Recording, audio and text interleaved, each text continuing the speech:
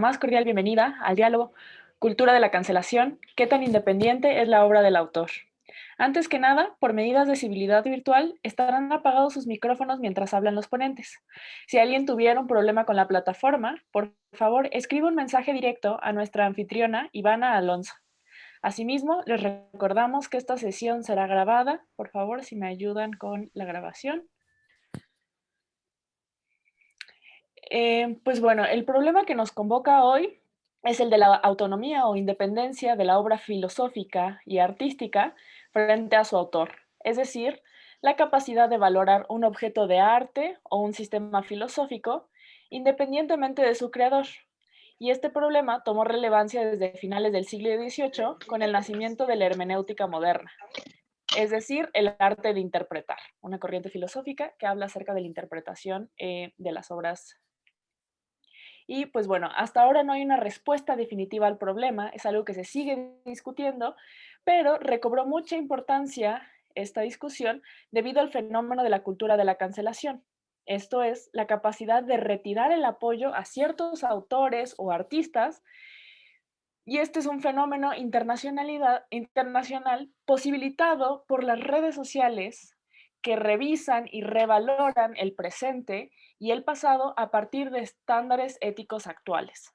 Entonces, la pregunta es, ¿qué hacemos con estas obras de arte, estas obras filosóficas que son eternas, que son brillantes, que han dado mucho a la cultura, pero que fueron creadas por misóginos, esclavistas, abusadores o incluso nazis? Entonces, pues los invito a este diálogo en el cual hablaremos acerca de la independencia de la obra y los alcances y límites de la cultura de la cancelación. Entonces, sin más por el momento, me permito presentar a nuestro primer ponente, quien hablará a favor de la autonomía de arte. Tengo el gusto de presentar al maestro Joaquín Cruz. Él está en proceso de recibir su título de maestría por parte del programa Christianity and the Arts en la Universidad King's College London. Es licenciado en Filosofía por la Universidad Panamericana con la tesis Contemplación y Deseo, la pregunta por la objetividad de la belleza desde Anthony Ashley Cooper, tercer conde de Shaftesbury. También es cofundador de la Asociación Estudiantil NUS para el fomento y promoción de las humanidades. Ha sido docente universitario y de bachillerato, redactor y presentador en la revista Blackstone Magazine y el periódico El Hidrocálido. Ha escrito también para la revista Algarabía. Ha impartido conferencias en Goodenough College Londres, Universidad La Salle, Universidad Panamericana, Academia Prometeo y otros. Además, ha sido docente en el Centro Escolar El Encino, la Universidad Panamericana y la Universidad Católica Lumen Gentium. Sin más por el momento, le cedo la palabra al próximamente maestro Joaquín. Muchas gracias, Sofía. Pues también muchas gracias por la introducción que me acabas de dar. Si me empiezo a escuchar trabado, cortado, lo que sea, una cosa que podemos hacer es que puedo yo apagar mi cámara o pueden todos apagar la cámara, como ustedes prefieren. Estoy defendiendo la no censura y los voy a censurar, imagínense, qué escándalo, qué horror. Pero bueno, voy a empezar mi presentación. Yo lo que quiero hacer es proponerles las siguientes cuestiones a pensar. Les quiero proponer los siguientes argumentos con el fin de hacer un ejercicio de reflexión, más que nada. Entonces, para eso, para esos fines, déjenme proyectar, voy a proyectar simple y sencillamente dos obras artísticas y además voy a hacer una exposición al respecto, ¿no? Entonces, yo les propongo las siguientes cuestiones para que ustedes las mediten, las tomen en cuenta, las piensen. Voy a estar moviéndome alrededor de 5 argumentos básicamente para exponer mi postura. El primero es que, a mi parecer, la cultura, lo que llaman la cultura de la cancelación o la censura, creo yo que es una cosa bastante desgastante. Desgastante para el que censura y desgastante para el público. Y creo yo que si algo nos ha enseñado este año, es decir, el año en el que hemos vivido en esta pandemia, es que la vida es demasiado corta, demasiado frágil y demasiado vulnerable como para estar preocupándonos por la censura. Segundo argumento, lo que se resume en la siguiente frase que se le han aplicado a tantas celebridades y políticos. Siempre hay un tweet. O también entendido como nadie se salva. Todo el mundo tiene algo que es o políticamente incorrecto, o una metida de pata, o un error, etcétera, etcétera, ¿no? De hecho, Shakespeare ya lo había dicho en su obra Hamlet, había dicho, use every man after his desert and who should escape wiping. O, traducido al español, si a los hombres se les tratara según lo que merecen, ¿quién escaparía de una paliza o de que lo azoten, ¿no? Es decir, que si a esas nos vamos, a todos nos tendrían que censurar porque todos hemos hecho alguna barbaridad en nuestra vida.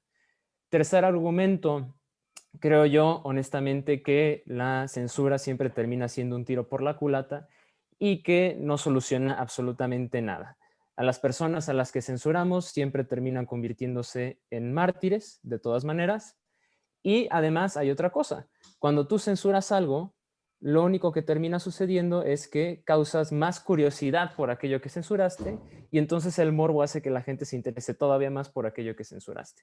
Veamos el efecto Trump, por ejemplo, cuando le censuran su cuenta de Twitter, ¿qué sucede? Pues que sus seguidores se enardecen todavía más y la gente se interesa todavía más por lo que este señor está diciendo o tiene que decir. Cuarto argumento, este es un poco más largo y lo resumo de la siguiente manera. La censura o la cancelación no tiene palabra. No podemos confiar en ella. ¿A qué me refiero con esto? A ver, Sofía les dio unos ejemplos muy buenos, ¿no? Obras de arte que han sido creadas por nazis, por machistas, misóginos, antisemitas, violadores, etcétera, etcétera. No estamos pensando por las obras de arte que han sido hechas por otras personas, por gente que no se le puede imputar nada de esto, pero que han sido censurados por nazis, fanáticos, inquisidores, etcétera, etcétera, ¿no? ¿A qué me refiero con esto? La censura por sí misma no tiene alianza con nadie, así como la puede usar el que tenga una postura moral que sea, vamos a decir, correcta, aunque eso es cuestionable, así como puede ser usada por alguien que tiene una postura moral correcta, puede ser usada por alguien que tenga una postura moral pues que vaya en contra de los principios morales que son admitidos por la mayoría de la gente decente como ustedes y yo, ¿no? Ejemplo de esto, ¿no? A ver, así como hoy en día se habla de censurar a ciertos autores porque fueron desarrollados pues por artistas que pertenecían al partido nazi, por ejemplo, a Wilhelm Furtwängler, que era director de la Filarmónica de Berlín, le criticaron mucho esto, ¿no? Bueno, en parte, además, los artistas en aquel entonces pues, no tenían mucha opción más que inscribirse en el partido nazi, ¿no? Así como se habla de censurar a ciertos artistas como a Wagner, por ejemplo, porque eran del gusto de gente como Hitler y de otros miembros del partido nazi, no hay que olvidar que los mismos nazis también censuraron a ciertos artistas. Por ejemplo, hablando de compositores, a Felix Mendelssohn lo prohibieron en Alemania por ser judío, ¿no? Entonces la censura no, o sea, no tiene alianza. Quinto argumento y el último es que no, en la historia del arte nunca hemos visto nada que la censura haya aportado de positivo. Positivo no en el sentido de optimista, sino positivo en el sentido de la palabra de proponer, poner algo, ¿no? Al contrario, la naturaleza misma de la censura precisamente es la negación. Por lo tanto, no puede darte nada, ¿no? O sea, nunca hemos sabido de alguna aportación valiosa para la historia de la cultura o para la historia de la humanidad que nos haya llegado gracias a la censura. Al contrario, casi siempre cuando se habla de censura en la historia de la humanidad, nos referimos a ella en el sentido negativo, ahora sí en ambos sentidos, ¿no? Como contrario a lo optimista y en el sentido estricto de la palabra, de quitar, de negar algo, ¿no? Y entonces la censura la relacionamos pues con inquisidores, con regímenes totalitarios, ¿no? Como los nazis, como la Unión Soviética, la Inquisición en su tiempo, ¿no? Y eso me lleva a la pintura que ustedes están viendo aquí. Casi siempre pensamos, les digo, en censurar a las personas que han cometido alguna barbaridad, pero no nos acordamos que ha habido otros censores a lo largo de la historia, como un señor de nombre Savonarola en el Renacimiento, que quemó muchas de las pinturas de Sandro Botticelli. Gracias a ese señor nos perdimos de las obras de arte de aquellos maestros, ¿no? Gracias a los nazis nos perdimos de muchas obras de arte porque también las quemaron ellos, ¿no? Y finalmente yo cierro diciendo que yo personalmente, eh, en ciertos sentidos, en ciertos sentidos, haciendo la aclaración, le doy la razón a Lessing, que era un teórico de la época de Kant, del siglo XVIII aproximadamente, que dice que debemos tratar de apreciar el arte por el arte mismo, tratar de rescatarlo del contexto, porque lo que dice Lessing, y creo que tiene un punto muy válido, es que si nos guiamos por los resquicios ideológicos o los convencionalismos, las obras de arte terminan convirtiéndose en siervas de aquellas ideologías o de aquellos convencionalismos que forman parte del contexto en el cual fueron creadas. Y la obra de arte, creo yo, es posible que se aprecie desde distintos contextos y que pueda ser asimilada de distintas formas y desde distintas posiciones. Aclarando que solo en algunos aspectos estoy de acuerdo con Lessing, pero lo uso precisamente para proponerles a ustedes, querido público, estas cuestiones y que reflexionen en torno a estos puntos que acabo de dar.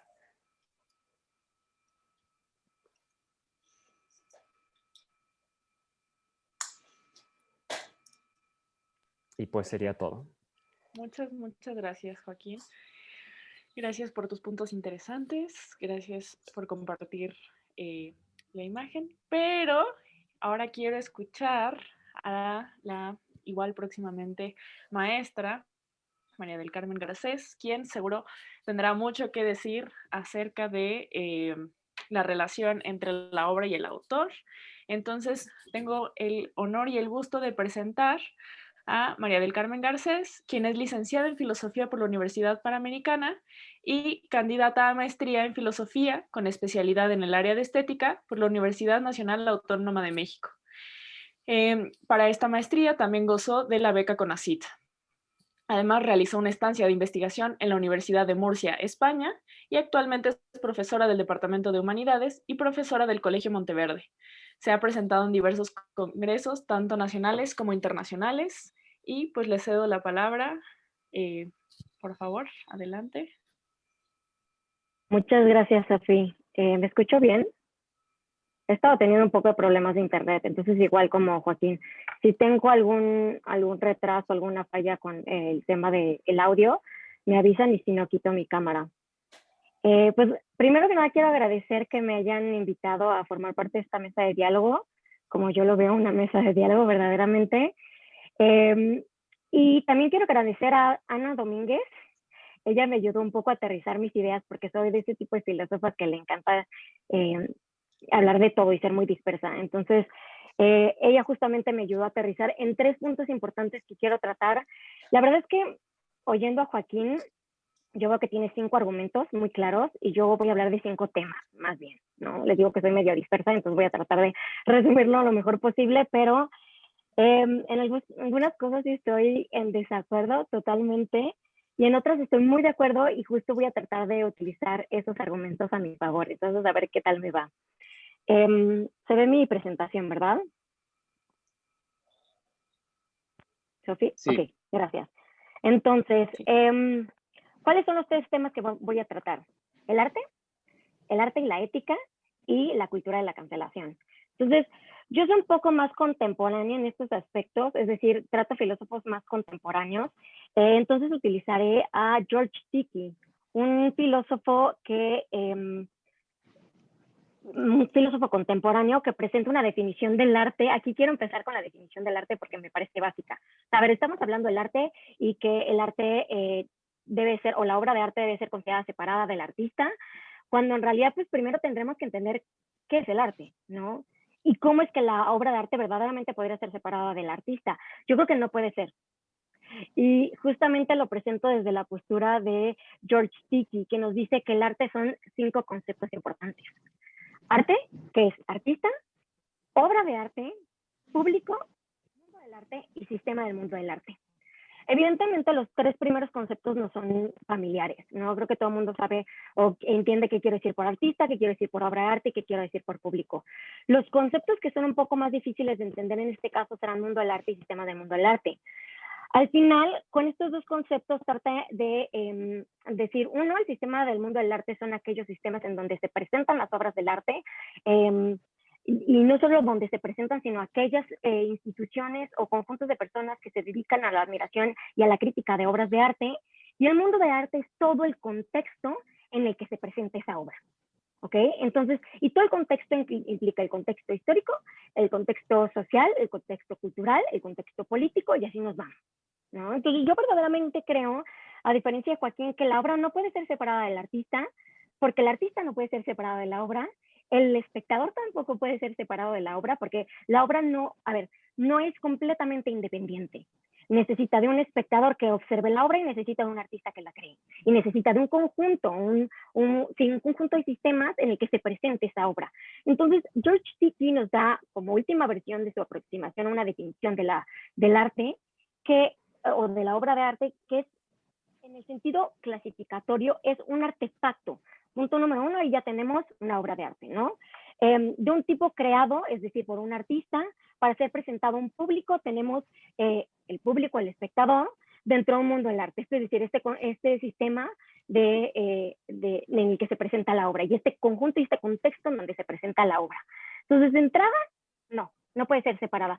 Yo sé que el arte por el arte nos suena bellísimo, ¿no? Ver a la obra por sí misma y no todos los males que trajo consigo la obra o que arrastra la obra misma. Pero la verdad es que, a ver, pensemos, el ser humano es un ser complejo que involucra muchas cosas y sus acciones y el producto de sus acciones involucra todas esas cosas que constituyen al ser humano. Entonces el arte no puede ser separado del artista, no puede ser separado del público, no puede ser separado del contexto. Entonces eso, yo sé que voy a sonar como la señora que viene aquí a imponer cosas y que definitivamente aceptar la cultura de la cancelación suena bastante extraño, porque si se mete en internet, la mayoría de las personas diría, ¿qué onda con estos millennials y su cultura de la cancelación?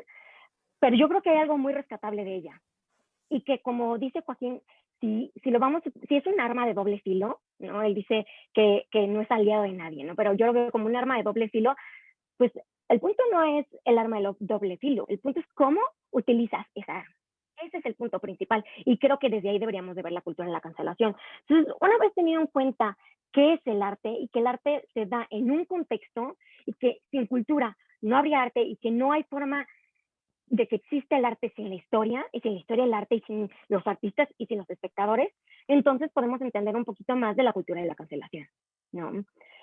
Esta cultura que lo que pretende es, más que erradicar por completo a artistas o a filósofos, es simplemente voltear la mirada, ¿no? Creo que esta cuestión de la mirada es muy importante dentro de la filosofía y dentro del arte. Entonces, mi segundo punto que quiero tratar es el arte y la ética.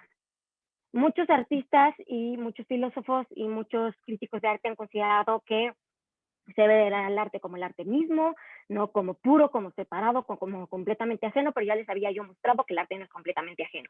Y si el ser humano es un ser ético, entonces su producto de alguna manera también lo será, ¿no? Entonces, aquí me voy a meter sobre todo, voy a dar unos ejemplos para que entendamos un poquito de esto.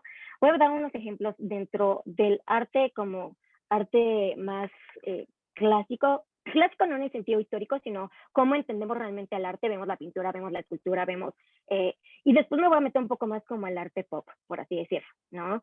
Vamos a meternos a series de plataformas de streaming, vamos a meternos a el tema de artistas, que creo que es relevante sobre todo porque, a ver, al final cuando hablamos de la cultura de la cancelación, hablamos de un problema actual, que ha sucedido a lo largo de la historia, pero nos interesa ver si cancelamos o no a los artistas actuales. No tanto a Platón, porque Platón era misógino, pues sí nos interesa, pero al final, ¿qué es lo relevante hoy en día?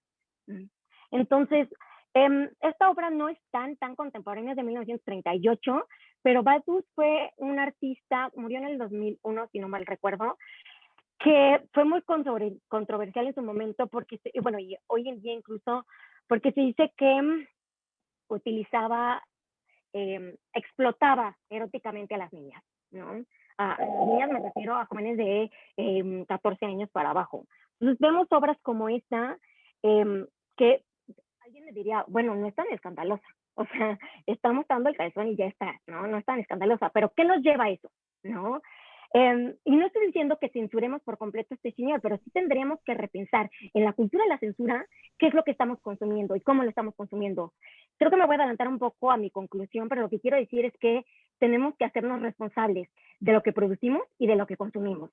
Y eso sería una verdadera cultura de la cancelación. No cancelar por cancelar, sino ver nuevamente las obras desde el artista, desde el contexto, desde todo lo que implica, y darnos cuenta de qué nos está diciendo y si eso que nos está diciendo realmente nos está dando algo bueno para el progreso de la sociedad, ¿no? Porque al final es eso. Entonces, Esta es otra obra, por ejemplo, aquí se ve claramente un señor abusando de una niña, ¿no? Nosotros cuando escuchamos la palabra abuso siempre pensamos en una violación, pero un toqueteo también sigue siendo un tipo de abuso, entonces esto es importante. Hubo muchos defensores de él y dice, claro, pero ¿por qué no volteamos la mirada a gente que realmente es mala y no a artistas como este señor, que simplemente está expresando lo que ve en la realidad? Y después voy a traer otro ejemplo que nos puede funcionar. Lana del Rey. Yo no sé si ustedes supieron, pero fue cancelada, y pongo cancelado entre comillas porque realmente no lo estamos cancelando así de lleno, ¿no? Siguen estando las plataformas en las que escuchamos música, por ejemplo, a Lana del Rey. Entonces, a ella se le canceló por romantizar el abuso y la violencia en relaciones amorosas y la sumisión. Y ella se quejó, y cuando se quejó dijo, pues hay gente que hace cosas peores, y empezó a nombrar gente. Después la tacharon de racista porque las personas que mencionó eran personas de personas negras, básicamente, ¿no? Entonces se pasó de un aceptar el abuso, propagar el abuso y además ser racista, ¿no? Entonces, a ver, esto es un poco molesto precisamente porque si en la cultura popular, en la cultura pop, ¿no? En los artistas que escuchamos comúnmente nos encontramos esto, eso hace mella en la sociedad, de alguna manera te deja algo, ¿no? Y ese es el problema que está viendo la cultura de la cancelación. Por otro lado, tenemos a Kevin Spacey, ¿no? Abuso sexual, y que de hecho hace poco en una entrevista dijo que, esto no sé si les va a parecer curioso, pero que él entendía a la gente que se estaba quedando sin trabajo ahora con la pandemia, porque él de la noche a la mañana también se quedó sin trabajo, ¿no? No sé si lo hizo para renacer de las cenizas o intentar que volvieran la mirada hacia él, pero también resulta perturbador, ¿no? Que hagas una relación entre una pandemia, que es algo que no podemos controlar, con un abuso sexual, que es algo que de hecho sí podemos controlar, ¿no? O sea, abusar sexualmente de alguien. Y el último ejemplo que quiero poner en este caso es el de Habacuc, porque no sé si alguna vez ustedes escuchan hablar de esta obra de un perro que estaba a la mitad de una sala de una galería muriéndose de hambre, ¿no? En Nicaragua. ¿Qué pasó con este señor? Que evidentemente lo empezaron a cancelar porque pues, era crueldad animal, ¿no?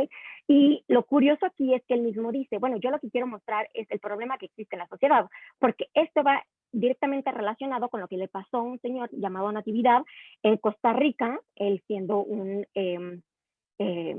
nicaragüense, y básicamente lo que sucedió es que él estaba tratando de mostrar lo que le sucedió a este señor, es decir, lo estaban devorando unos perros, y lo que sucedió es que simplemente lo grabaron, ¿no? Y nadie hizo nada al respecto. Entonces él quería voltear la mirada, ¿no? Ya me quedo un minuto, entonces voy a tratar de avanzar un poco más rápido. Entonces es voltear esta mirada y decir qué es lo que está sucediendo con nuestra sociedad, pero obviamente mucha gente decidió cancelarlo de alguna u otra manera porque pues no hace falta ser violento para mostrar la violencia que existe en este mundo, ¿no?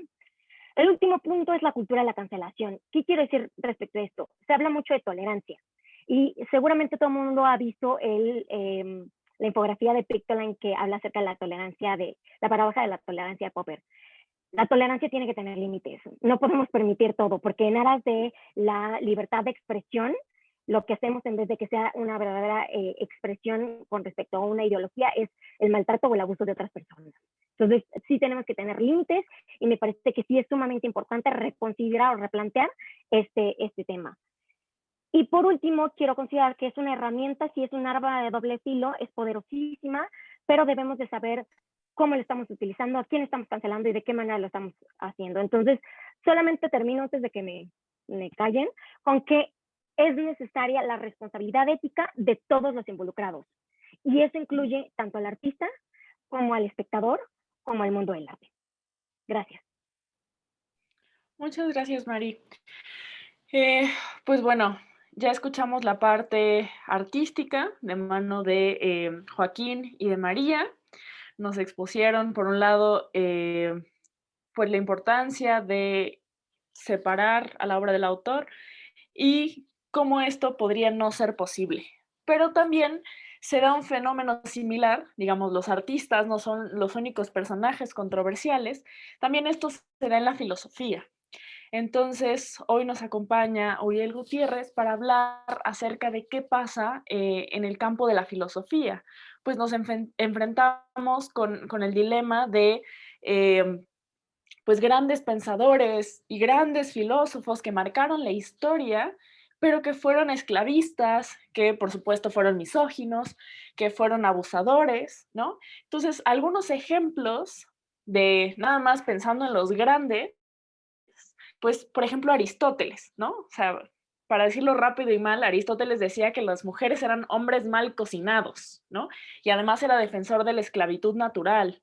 Platón también era, digamos, para la época quizá no era tan raro, pero claro que hoy en día podemos decir que lo de Platón era misógino, ¿no? Para él, si un hombre se portaba mal, reencarnaba en una mujer, ¿no? O sea, su primer castigo era reencarnar en mujer.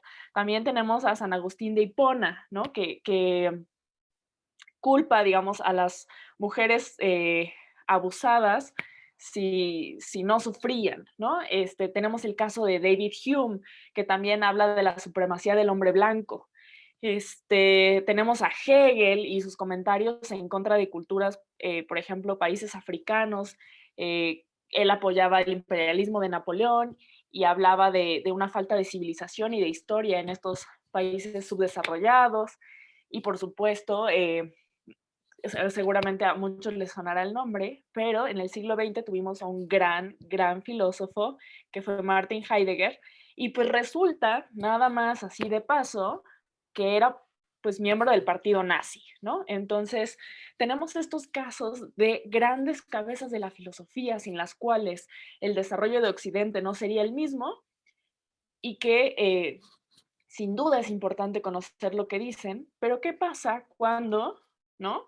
Estas personas defienden el antisemitismo, defienden el tratar a las personas de otras tonalidades de piel como animales o tratar a la mujer como objeto? ¿Qué hacemos con esos autores? ¿Los seguimos estudiando o no los seguimos estudiando? ¿Cómo los valoramos? Entonces, acerca del tema nos va a hablar Uriel Gutiérrez. Él es licenciado en Filosofía por la Universidad Panamericana. Se tituló con la tesis La búsqueda de sentido a través de la metáfora, una aproximación epistemológica a Nietzsche. Actualmente cursa su penúltimo semestre de maestría en Filosofía Antigua en la Universidad Panamericana, con la tesis La recepción crítica y lectura del escepticismo antiguo en la filosofía de Hegel, y para dicho programa él también goza una beca del CONACYT. Y además es profesor de las materias Historia de la Filosofía, del idealismo alemán a la filosofía contemporánea y Filosofía de la Historia en la Universidad ITED. Es un gusto tenerlo aquí porque además Uriel y yo somos parte del mismo grupo de estudios de idealismo alemán y por supuesto que los alemanes son pues los primeros filósofos en decir cosas horribles. Entonces pues es un gusto invitarlo a hablar de estos temas y pues le cedo la palabra. Bueno, muchas gracias, Sofi. En verdad es un honor estar con todos ustedes aquí y bueno, muy buenas tardes a todas y todos. Me agradezco muchísimo la invitación y presentación por parte de la Facultad de Filosofía de la Universidad Panamericana y sin duda este es uno de los temas que más tienen que discutirse y especialmente en este ámbito que nos ocupa, que es la filosofía. Por supuesto que si llego, bueno, una mención antes de iniciar, si llego a tener algún problema de audio o algún problema de video, por favor, si me lo pueden hacer saber, me ayudaría muchísimo. Y puedo apagar mi cámara si es necesario. Pero bueno, entonces yo voy a retomar algunos argumentos que han mencionado anteriormente mis colegas, pero los voy a aterrizar en el contexto de la filosofía.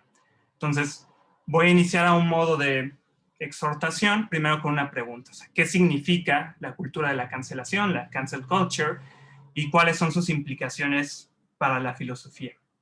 Y bueno, yo pienso que la cultura de la cancelación en el ámbito filosófico significa realmente dos cosas: ignorancia y temor a la búsqueda por la verdad.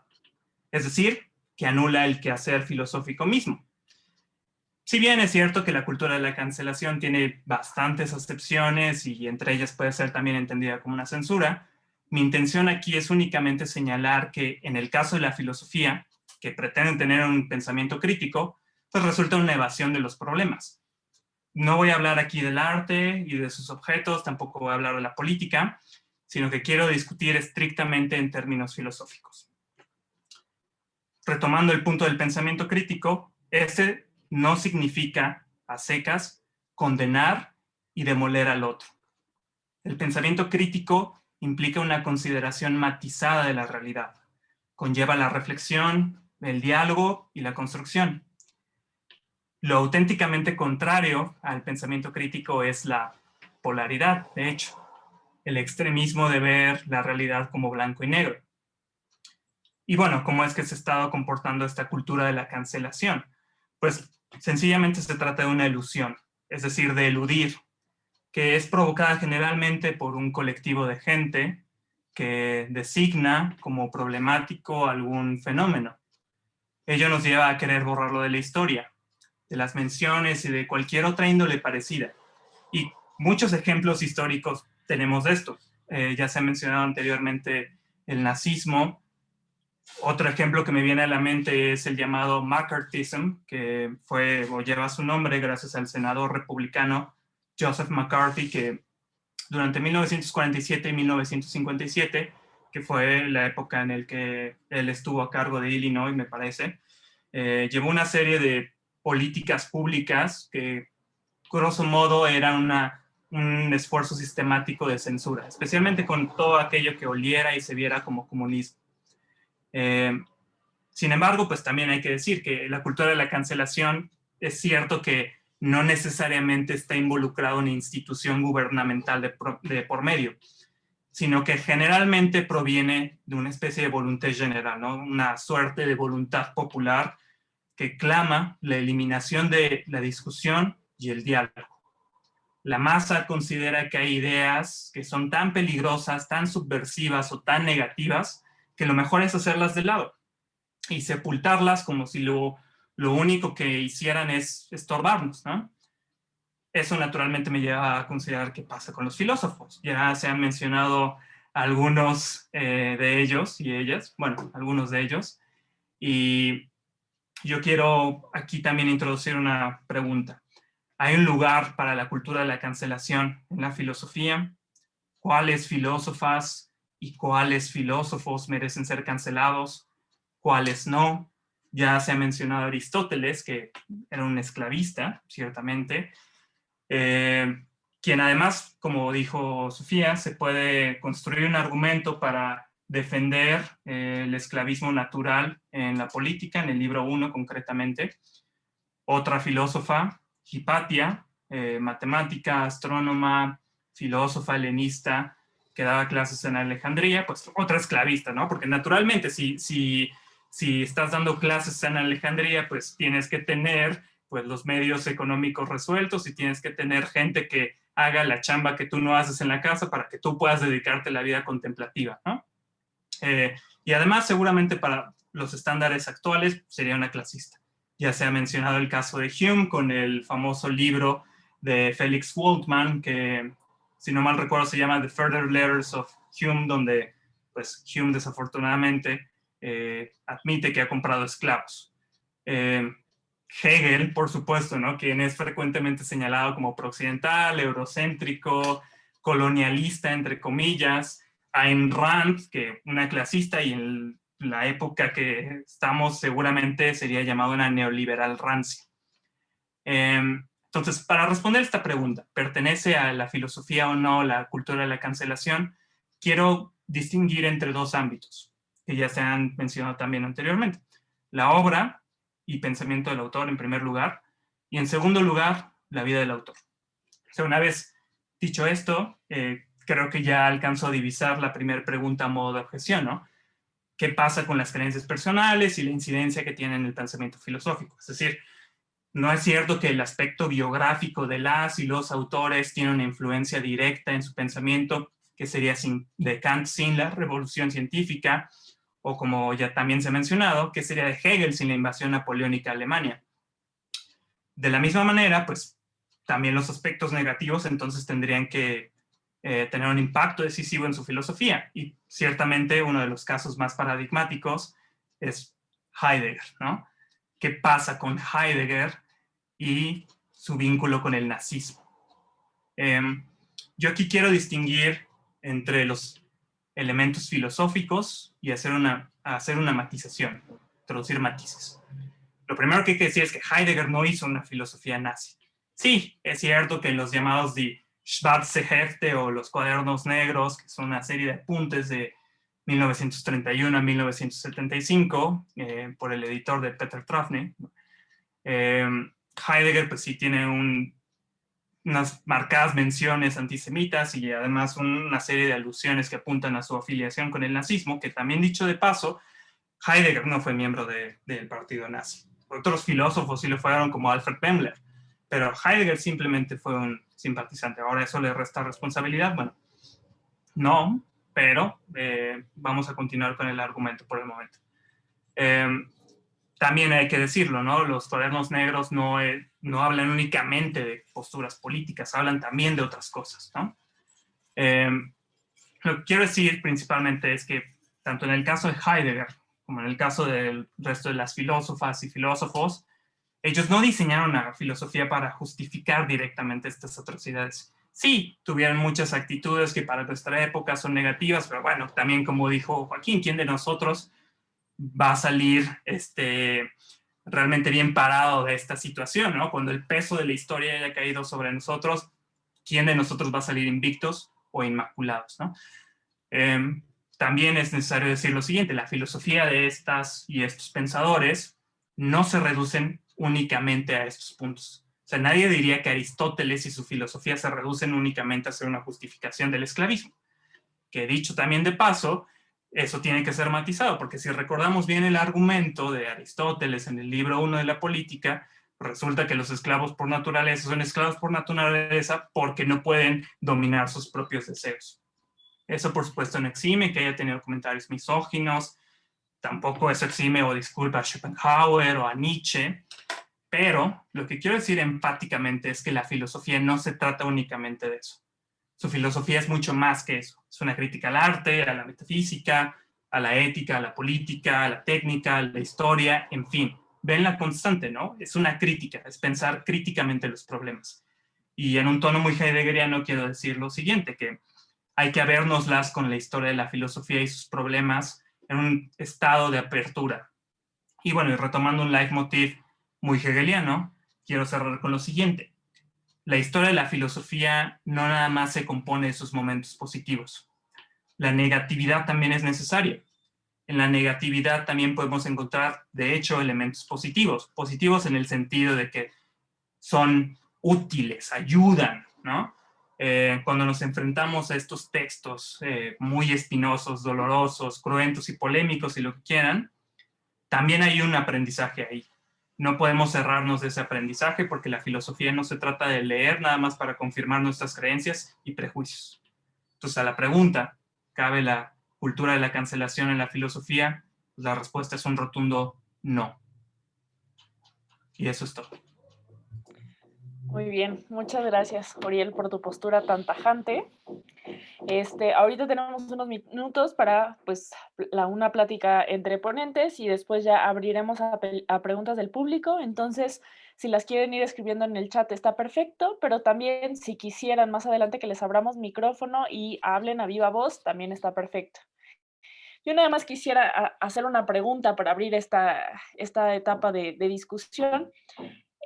Me parece quizá más fácil discutir acerca de gente muerta, ¿no? Si, por ejemplo, Oscar Wilde era un libertino disoluto, que claramente es cero ejemplo moral, pero que su obra es riquísima y es brillante y que vale la pena seguirlo leyendo, pues bueno, podemos juzgar lo que sea de su vida, pero su obra nos enriquece a nosotros y pues ya a él ya está muerto, ¿no? Ni le viene ni le va. Pero ¿qué pasa con la gente viva, no? Muchos hablan acerca de, bueno, y por muchos me refiero a Joaquín y a Oriel, ¿no? Acerca de valorar la obra independientemente del autor.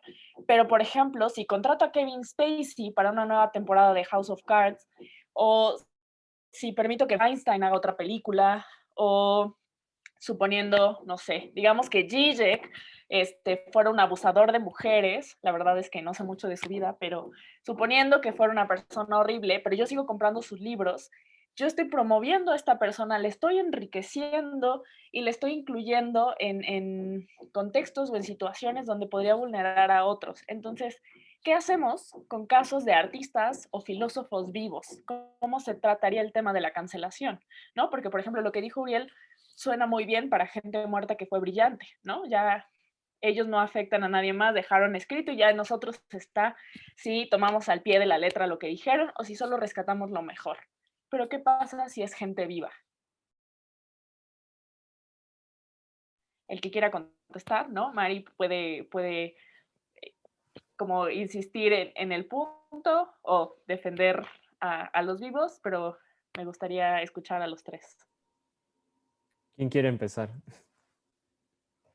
Bueno, yo tenía, perdón, el ruido externo, desventajas de vivir a unos pasos de la Avenida Revolución. Yo quería decir algunas cosas, pero igual a reserva de que alguien más quiera decir antes. Yo ahorita, en este preciso momento, no quiero meterme al tema de los artistas, pero creo que sí es muy oportuno el tema de Zizek o el tema de X filósofo vivo. Y me llama mucho la atención lo que dice Sofía, porque no nada más lo estaríamos enriqueciendo a él. O sea, esto no se trata de un juego unidimensional, ¿no? Sino que más bien también en esa negatividad y en todas las cosas problemáticas que tienen, también nosotros ganamos un aprendizaje. Y también aquí creo que hay que ser muy conscientes de que esos elementos problemáticos del autor muchas veces, de hecho, no inciden en su obra, ¿no? Una cosa sí, a ver, ok, Kevin Spacey yo no lo contrataría, bueno, no tengo el dinero para hacerlo y no lo contrataría para absolutamente nada. Pero creo que en ese sentido sí es muy distinto comprar un libro que no tiene la pretensión de ser biográfico y más bien dedicarnos a examinar los argumentos filosóficos que ahí se encuentran. Y eso es por el momento lo único que tengo que decir. Joaquín. Gracias. Qué bueno que mencionas lo de los artistas y autores vivos en general. Yo tengo una pregunta. Joaquín, te acabas de silenciar. Sí, perdón. Respecto a los artistas y autores vivos, bueno, autores en general, vivos, yo tengo una pregunta que nos va a ayudar también a reflexionar justamente, o sea, una pregunta así también con el ánimo de ser incisivo, y es precisamente con la gente viva, o sea, la gente que tenemos aquí y ahora entre nosotros y que por lo tanto tenemos la oportunidad de dialogar con ellos, de escucharlos, de llevarlos a juicio, ¿no? No es como el Papa híjole, ¿cuál fue? ¿No era uno de los honorios al cual juzgaron póstumo, que lo desenterraron, sacaron el cadáver, lo vistieron y lo pusieron en una silla? Bueno, a los que están vivos y los podemos juzgar viva voce. A ver, y en concreto podemos poner el ejemplo de Kevin Spacey. Yo me pregunto, ¿no será que precisamente si separamos al autor de la obra, eso nos da mayor libertad para poder juzgar al autor? Juzgarlo, no me refiero solamente a juzgarlo ante el Vox Populi, sino juzgarlo, o sea, propiamente hablando en el sentido de juzgarlo ante la ley positiva, que se lleve a cabo un procedimiento legal de acuerdo a cómo aquello debe de ser llevado a cabo. Y que al mismo tiempo, mientras eso se está desarrollando, nosotros tengamos la capacidad, digamos, de no, pues por así decirlo, de no perdernos la obra que Formoso, gracias Gabriel, era un Formoso. Creo que es el único Formoso que ha habido. De hecho, justamente porque nadie quiso repetir el nombre. Fue Formoso, es verdad. Que eso no nos ayudaría más bien justamente a poder tener mayor facilidad para juzgar a ese autor, porque muchas veces, o sea, precisamente al momento de juzgar a un autor, como que quizá haya gente que le tiemble la manita porque, ay, es que es un artista, ay, es que es su prestigio, ay, es que no sé qué. Ok, sí, pero aunque seas artista no te salva, o sea, no te exenta, ¿no? O sea, no te da ningún estatus especial. Sigue siendo un individuo más, un ciudadano más, al cual puede juzgársele de acuerdo a la ley, ¿no? O sea, que no eso nos da la libertad para seguir un procedimiento legal y desapegarnos un poquito de la bilis que nos llevaría quizá a hacer no sé, o sea, lo voy a decir de la siguiente manera, igual y digo una barbaridad, pero separarnos un poquito de la bilis que nos llevaría a hacer una quema de brujas, una casa de brujas, O sea, yo no digo que no haya responsabilidad, claro que tiene que haber responsabilidad y se tienen que juzgar a las personas que cometan un crimen, que cometan algo que sea un ilícito, que caiga en el supuesto legal, por supuesto que sí, pero los artistas tienen eso, o sea, tienen la cuestión de que están ligados a su obra y entonces hay muchas pasiones de por medio, ¿no? O sea, que no separarlo justamente nos ayuda desde el punto de vista legal para que las pasiones, digamos, no interfieran tanto, por así decirlo, en el proceso legal de esa persona. Y mientras tanto, nosotros podamos seguir, por así decirlo, eh, disfrutando de la obra bueno, o no necesariamente disfrutando, o quizá apreciando la obra, pero también criticando la obra, ¿no? Juzgando la obra, confrontándonos incluso con la obra. Y yo lo que me pregunto es si esto no nos ayudaría justamente a poder distinguir al artista sin necesariamente separarlo, o sea, hacer una distinción intelectual y al mismo tiempo a unirlo, o sea, a unirlo en el sentido de lo asociamos mediante su autoría y porque la obra pertenece a ese contexto, sin mezclarlos, o sea, entonces esa sería la pregunta, ¿no? Que ya la desarrolla demasiado, ya es pregunta que parece más bien comentario, pero ahí la dejo. María, ¿quisieras contestarle a Joaquín y Uriel? Sí, yo voy a ver, no sé si voy a ser muy sofista al respecto, voy a meter aquí falacias que no vienen al caso, pero creo que estamos haciendo, bueno, no estamos, porque yo no lo estoy defendiendo, pero estoy haciendo una defensa de la filosofía porque son filósofos o algo así, no sé, me suena a eso. Sé que es una falacia, pero me suena un poco a eso, ¿no? De voy a defender a Aristóteles porque soy aristotélica. Y la verdad es que, a ver, ¿no? Soy fan de Aristóteles en unos, pero sé perfectamente que no solo era esclavista, sino que defendía la interioridad de la mujer, aun cuando fuera una persona buena y debíamos de tratar bien a los esclavos y debíamos de tratar bien a las mujeres, o sea, sí había algo ahí que no estaba bien y tenemos que señalarlo. Ahora, eso lo podemos señalar a artistas y a filósofos eh, que ya no están vivos, sí, solo lo podemos señalar así. ¿Qué pasa con los que sí están vivos? Yo creo que sí hay que, no voy a hacer la distinción de que si se mezcla o no se mezcla, o se une o son parte de, o se deriva de, pero yo creo que la obra sí es parte del artista porque representa parte de él. Se representa en el sentido que es algo que él está dejando ahí. Entonces, no es que cuando yo hable de la cultura de la cancelación diga hay que cancelarlos y nunca hay que verlos en toda la historia de la humanidad, ya que se mueran, sino más bien con cancelarlo hay que ponerle una crítica, hay que ser analíticos y críticos ante las cosas que estamos observando y que estamos consumiendo. Eso debería de ser la verdadera cultura de la cancelación. No voy a cancelar porque voy a cancelar. Y que sí es cierto, yo sé que la cultura de la cancelación tiene sus problemas porque muchas de las veces simplemente es seguir a las masas. Todo el mundo dice que Lana del Rey es Lana del Racist, pues entonces ya no hay que escucharla, ¿no? Porque ese fue el hashtag. Cuando en realidad es más bien, sí vamos a criticarla y sí vamos a analizar sus obras y sí vamos a exigirle, porque ya al final, cuando hablamos de influencers, pues sí lo son. O sea, aunque no nos guste a los filósofos decir que hay influencers y que nosotros filósofos, los influencers, sí los hay. Y ellos son, los artistas lo son. Entonces, algo tienen que dar y que ofrecer a la sociedad. Así como también nosotros, ojo, yo no estoy diciendo, porque el argumento era, bueno, todo el mundo tiene cola que le pisen y siempre hay un tweet. Por supuesto que yo también tengo cola que me pisen, pero eso no significa que vamos a justificar al otro porque yo también tengo problemas. Entonces yo creo que más bien habría que hacer un análisis de sus obras, ya sea en cualquier rama del arte, ¿no? Pinturas, cine, esculturas, literatura, lo que sea, porque realmente nos están dejando algo que decir y le están dando algo que decir no solo a nosotros los filósofos que nos encanta analizar a todo, sino a todos. Y hay gente que no puede defender adecuadamente un argumento de un filósofo o de un artista porque lo único que recibe es eso, es unas letras de unas canciones en las que acepta y promueve el abuso y en el que te dice, me pega pero me gusta, ¿no? Porque es lo que sucedió con Lana del Rey. Es que es verdadero amor aunque me hiera, aunque me lastime. Y la verdad es que sí, creo que si tomamos, no quiero ser radical, pero si tomamos esta parte de la cultura de la cancelación como una cancelación total, pero sí vamos a poner en pausa y vamos a analizar las cosas, porque qué es lo que estamos consumiendo y dejar de ser esta cultura mediática en la que todo va rápido y rápido y rápido, pues quizá podríamos mejorar todos, no solo los artistas que están cometiendo los crímenes, si es que hay un crimen, o si es que hay una agresión, o si es que hay lo que sea, sino todos en general. Y ese es el punto, me parece, de la cultura de la cancelación como la estoy entendiendo yo, ¿ok? No sé si estoy siendo un poco agresiva, pero ya me dirán. parte del show. Muchas gracias, María. Tengo una pregunta para ti y después Ana Torres levantó la mano. Entonces, en cuanto abordemos la pregunta, si quieres, Ana, abrir tu micrófono. Entonces, la pregunta es de José Grajales y él pregunta si consideras que el discurso que busca cancelar la cultura de la cancelación es machista patriarcal. José, ¿qué te digo?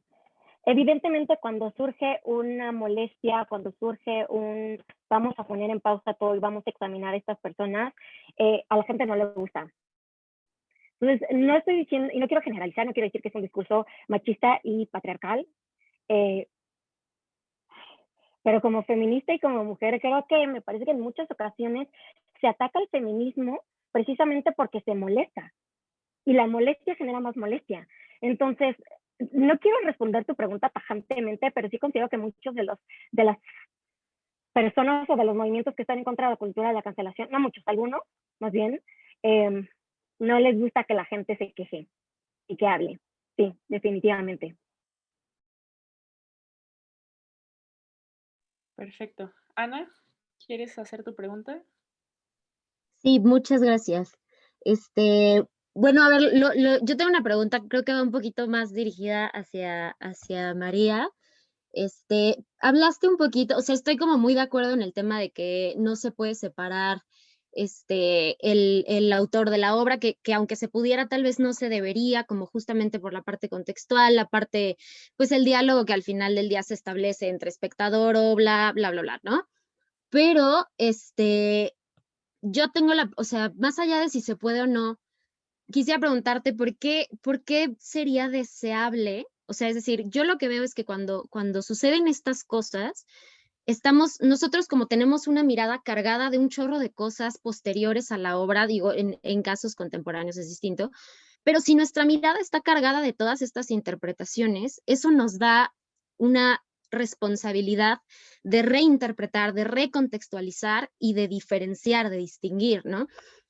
¿No pensarías que una cultura de la cancelación más bien nos quita esa responsabilidad como con un tono paternalista? Y entonces al hecho de decirnos qué se puede hablar, qué no se puede hablar, qué se puede nombrar, qué no se puede nombrar, a nosotros nos quita la oportunidad de justamente hacer ese ejercicio intelectual reinterpretativo, recontextualizante, y entonces termina siendo un círculo como vicioso. Te voy a decir, Ana, ¿por qué no? Yo creo que más bien la postura que nos dan del artista alejado de la obra es una sola visión. Y lo que hace la cultura de la cancelación es meter todo lo demás que no habíamos analizado. O sea, es decir, si solo la obra es la obra por sí misma, no ves todas las otras maneras de verla. O sea, es decir, todos los contextos, todas las formas en las que se creó, en las que se ha interpretado, en las que se reinterpretará. Yo creo al contrario, y seguro van a estar muchos en contra de lo que estoy diciendo, pero yo verdaderamente creo que la cultura de la cancelación, una cultura de la cancelación llevada a buen término, no una exageración de ella, lo que nos ayuda es a poner pausa y hacer un análisis de las cosas y no dejarlas puras como si fueran únicas y repetibles y distintas de cualquier cosa que es ajena, pues no es ajena a ellas, por supuesto que no lo es, y justo para que haya responsabilidad y justo para que haya análisis es necesario darle todo el contexto. Es decir, hay que decir, Picasso pues sí abusaba a la gente, a las mujeres, y sí, hay que saberlo. Hay que saberlo porque es parte también de su obra, es parte también del contexto, es parte de lo que permitió que las obras se crearan. Entonces lo ves de otra manera. Y ya el espectador decidirá cómo lo recibe o de qué manera lo analiza o si le estás analizando o no. Que también esa es la parte responsable del espectador, porque a ti te pueden decir, pues era un misógino, un violador, era un esclavista y te puede valer un pepino, ¿no? También. Y ahí está la libertad de decidir qué haces con esa información, qué haces con esa, o sea, cómo lo vas a interpretar y cómo lo vas a andar. Entonces yo creo, no sé qué pienses tú, Ana, pero yo creo que en realidad te ayuda más bien al diálogo, te ayuda al análisis, te ayuda a la crítica. Sí, justo, o sea, exacto, esa es como la parte contextualizante. Sí, muchas gracias, sí, estoy de acuerdo. Muchas gracias, Ana. Y pues bueno, tenemos también a Daniel Rocha, que levantó la mano. Adelante. Sí, hola. Oye, mi pregunta va para los tres. Es que esta separación como de obra-autor solo se da en un campo intelectual, ¿no? O sea, en el campo de la vida real no se puede separar. Se me hace muy difícil pensar a Hemingway sin su alcoholismo o a Schopenhauer sin su misoginia. Pero la pregunta es más bien, ¿no es esto una búsqueda como una especie de santidad moral? Es decir, por supuesto que estos cometieron errores, por supuesto que eran racistas, por supuesto que eran misóginos, pero también es buscarle pecados por todos lados a todo mundo, en lugar de, o sea, no es una antropología correcta, porque está suponiendo que el hombre sería como un precipitado santificado que siempre tiene que actuar bien, y eso a mí se me hace como medio raro. Entonces mi pregunta es más bien, ¿cómo le hacemos para que la cultura de la cancelación logre separar artista de autor sin hacer como, no sé, vicio que tienen de buscar santidad en todos lados? Porque lo que buscan es como una especie de santidad moral, de esperar que todos los miembros importantes de la historia sean acordes a sus ideas brillantes, ¿no? Entonces, ¿cómo podemos hacerle para crear esto? Que me quiera responder, no pasa nada. Ay, yo no sé si estoy acaparando mucho la conversación, pero sí me gustaría responder esto. ¿Está bien? Adelante, por Nada favor. más igual y brevemente para Yo creo que que sí no. alcancen a responder. Súper. Rápidamente, lo voy a súper resumir. No creo que se busque santidad, se busca reivindicación. O sea, creo que si alguien te señala un error, puedes reivindicar. Y eso es lo que en la cultura de la cancelación que yo estoy presentando es lo que se busca. Este es tu error, lo puedes mejorar como todos podemos mejorar nuestros errores. Y si nos son señalados, entonces podemos entender por dónde podría ir la mejora. Entonces, no creo que, por supuesto que nadie es santo, ni Santo Tomás, ni San Agustín, que mencionaban en algún momento, es santo. O sea, bueno, no me vaya a correr aquí la UPD por decir estas cosas, pero o sea, también dijeron sus cosas, ¿no?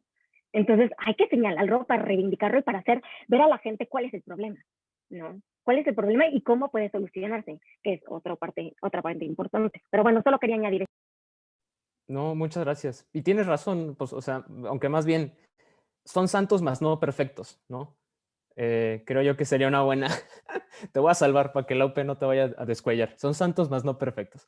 Y no, yo creo que tienes toda la razón. A ver, es verdad. O sea, si sustituimos la palabra santidad o santificación, justificación, si nos vemos veterotestamentarios, por reivindicación, creo que eso ayuda mucho. Pero creo que la reivindicación no puede ser posible si no tenemos la confianza y la libertad de, o sea, de poder hablar de estas cosas y de poder hablar de esas obras, ¿no? Y muchas veces la censura puede ser un tiro por la culata en el sentido de que sea un impedimento para que podamos considerar estas obras. O sea, si hablando de la cultura de la cancelación, si algo es cancelado, ¿cómo voy a tener acceso a eso para poder hablar de eso, no? Y ya pudiendo hablar de eso, o sea, hablando de eso es como puedo ahora sí hacer una reflexión, si es el caso y si es pertinente una reivindicación. Y bueno, o sea, no sé, digo, yo de entrada diría que la reivindicación es, o sea, son los menos casos, o sea, son poquitos, no porque el artista sea perfecto, porque nunca lo es, sino porque tampoco el público es perfecto. O sea, yo no puedo hablar de hacer una reivindicación si yo mismo tampoco soy, o sea, si yo mismo también tengo mis carencias, pues. Pero sí creo que me puede llevar a hacer una reflexión, ¿no? Quizás sí haya casos en los que, o sea, sea demasiado evidente, ¿no? Y sí tenga que haber una reivindicación. Caso concreto, Aristóteles, Tomás de Aquino, antropología que dice que la mujer es inferior al hombre. A ver, o sea, la razón está más que demostrado que eso es completamente falso y absurdo. Por supuesto que hay que reivindicar eso, ¿no? Pero hay otras cuestiones, el esclavismo, ¿no? O sea, eso claro que se tiene que reivindicar. Son las primeras que nos vienen a la mente quizá porque son las más radicales y las más obvias. Pero hay otras más sutiles que no son tan obvias y que quizá también yo tengo que hacer un ejercicio de, me va a ver teológico, de un examen de conciencia, ¿no? O sea, quizá la obra también me lleve a mí a analizarme, ¿no? O sea, a cuestionarme a mí mismo. Y en ese sentido, para cerrar este comentario, nomás diría que la obra, o sea, yo creo que un riesgo de la cultura de la cancelación es que llevada al extremo se pretende que las obras te las presenten pues ya simpliciter, o sea, ya digeridas, masticadas, listas para su consumo, en lugar de que sea una obra que te pueda cuestionar, de la cual puedas hacer una reflexión crítica, que te pueda confrontar incluso, ¿no? Y bueno, ya con eso cierro ya. Muy, muy brevemente, yo coincido con ambas posturas, tanto la de María como la de Joaquín, y en lo único que difiero con la postura de María es que eso no es la cultura de la cancelación, al menos no la que vemos públicamente. Está muy bien y yo coincido con todo lo que dices, y hay que leer las cosas, hay que analizarlas críticamente, hay que pensarlas, incluso las cosas que no nos gustan. Porque, como también había dicho anteriormente, no nada más tenemos que leer para confirmar nuestras ideas, de eso no se trata el pensamiento crítico. Pero insisto en este punto, la cultura de cancelación que vemos generalmente es el linchamiento masivo digital. Entonces, para sostener esta versión de cultura de cancelación que mencionas, yo no la llamaría de inicio cultura de la cancelación, yo más bien la llamaría cultura crítica o algo por el estilo. Y ya. Que quizás aquí yo quiero agregar, pues también hay que reivindicar la cultura de la cancelación, ¿no? O sea, es que nadie se salva. Digo, a ver, claro que estoy haciendo la mejor defensa posible de la cultura de la cancelación porque fue, este ejercicio que estamos haciendo es un ejercicio de, no tanto de irse a extremos, sino más bien de intentar llegar a una conclusión lo más analizada posible. Y creo que precisamente porque yo muestro una postura un poco radical nos permite que las posturas que están tomando ustedes también podamos ver las fallas en las haciéndose la. Entonces, evidentemente no estoy a favor de una cultura de cancelación. Me dicen que película donde salga Kevin Spacey o una sola canción donde cante Lana del Rey, pero sí creo que nos está ayudando a entender un poquito más de qué es lo que deberíamos de estar haciendo nosotros, ¿no? Muchas gracias a los tres, gracias Rocha. Victoria, ¿quieres hacer tu pregunta? Sí, gracias.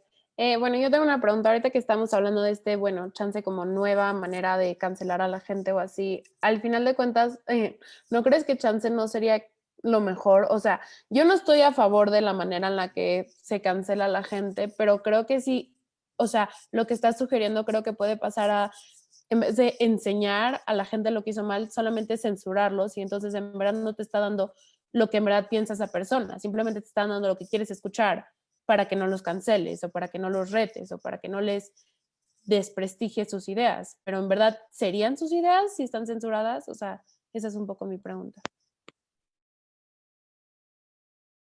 ¿Para quién es la pregunta? Para quien lo quiera contestar. Ok, pues bueno, si quieren empiezo yo. Ay, perdón por tu step in así tan agresivamente, pero pues ya, aquí ando. Pues sí, yo creo que sí tienes razón, ¿no? O sea, en ese sentido de, también cabe cuestionarse si hablamos de una cultura de la cancelación, por así decirlo, si verdaderamente las ideas que están en las obras son de las personas, o sea, de los artistas, o si simplemente están tratando de ser complacientes, ¿no? O sea, yo en este sentido creo que hay una diferencia entre el arte que está inspirado en una serie de valores y que suele ser genuino, auténtico y muy valioso, y que en este punto, pues jalando agua para el molino de Mari Garcés, efectivamente, o sea, nos hablaría mucho de la psique del artista y de su interioridad.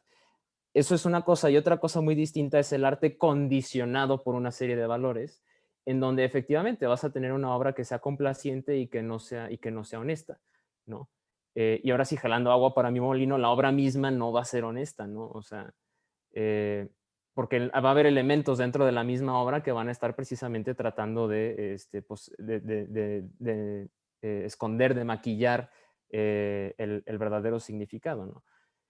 Entonces, o sea, yo lo que yo te diría es que, pues sí, creo que sí es cierto y que en ese sentido, pues dicho coloquialmente, a fuerzas ni los zapatos entran, ¿no? O sea, efectivamente, no podemos forzar a los artistas a que hagan sus obras de acuerdo a una serie de valores. Muchas gracias, Joaquín. Victoria. Aileen, ¿quieres hacer tu pregunta? Sí, primero que nada quería hablar de que sí, el hecho de que todos cometemos errores, siento yo que no nos debe hacer libre de las consecuencias. Entonces, si decimos que sí, todos cometemos errores, entonces no podemos como que hacer que esta persona pague, por así decirlo, por sus acciones.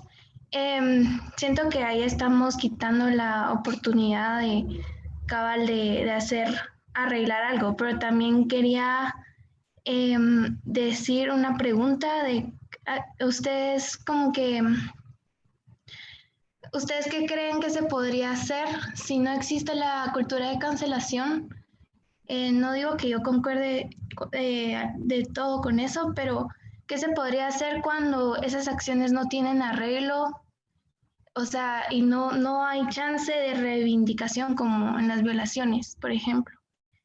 Y con lo de la honestidad, sí puede ser que las personas se vean hipócritas y así, pero no sé si eso también evitaría que hagan acciones como por ejemplo la violación y podría evitar víctimas. Entonces no sé si alguien quiere responder.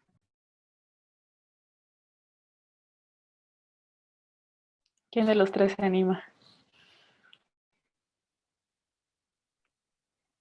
Pues a ver, si quieren yo, pero pues creo que estoy un poco en acuerdo contigo con esta idea que pues o sea, no porque todos lo hagamos quiere decir que esté bien, no porque todos tengamos problemas quiere decir que no hay problema, no vamos a hacer nada al respecto. Estoy completamente de acuerdo contigo y creo que, a ver, no sé si quieras decir algo, Joaquín, o alguien más, ¿no? Porque yo escuché algo, ¿no? Ok, entonces, ¿qué podemos hacer si no es cultura de la cancelación o sea, que quitamos por completo la cultura de la cancelación, pero tenemos que hacer algo al respecto? Yo creo que sí hay que hacer algo al respecto, y si no quieren llamarle cultura de cancelación, y si el concepto de cancelación les molesta, porque por ahí preguntaban si la cancelación es censura y la censura es cancelación, la verdad es que no necesariamente, porque no es, a ver, cancelamos a Kevin Spacey y cancelamos a Lana del Rey, pero ahí siguen. O sea, no somos todopoderosos para eliminarnos del planeta. Ahí siguen y siguen haciendo canciones y siguen haciendo sus cosas. Y Kevin Spacey está a nada así, a un paso de decir, voy a volver a algo y alguien me va a aceptar. Y lo mismo pasó con Johnny Depp y alguien lo va a aceptar, ¿no? O sea, no los censuramos por completo porque todavía hay medios. O sea, creo que eso sí se puede dar. Lo mismo pasó con Donald Trump, ¿no? El hecho que ya no pudiera utilizar redes sociales, pues sí, pero seguía siendo en ese momento el presidente y él podía decir lo que él quisiera. O sea, no es como que hay una censura total. Sí creo que hay que modificar la cultura de la cancelación para que no sea vamos a cancelar gente por cualquier tontería que haga sin realmente analizar el tema. Sí, quizá si les molesta tanto el tema de la cultura de la cancelación, podemos decir cultura de la crítica o del análisis o la cultura eso es lo que tenemos que buscar, ese tipo de cultura. O sea, y darnos cuenta de que lejos de poner nombres y de quejarnos de un lado o por el otro, lo que tenemos es que verdaderamente hacer análisis, que para eso está hecho el hombre, ¿no? O sea, somos un animal racional, lo diría Aristóteles, ¿no? Y al final, a ver, hemos cancelado unas cosas de unos, pero yo estaba pensando en Platón. Decimos, no hay que cancelar a Platón. Y él decía, hay que cancelar a los poetas, ¿no? O sea, ¿no les parece gracioso que el mismo filósofo que estamos tratando de salvar, él no salvaba a otras personas, él no salvaba a los artistas? Y decía, bueno, y si no los cancelamos, los vamos a limitar, lo que decían, ¿no? Pues hay que poner...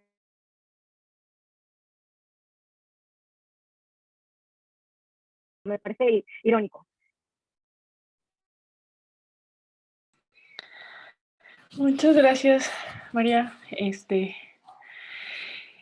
Oigan, pues vamos a seguir ya con las preguntas. Sé que nos estamos pasando un poquito del tiempo, pero si no tienen problema los ponentes, pues seguimos con las preguntas. ¿Les parece bien, María, Joaquín, Uriel? Sí, perfecto. Jolly, adelante. Ay. Hola. Ay. Perdón. Ay.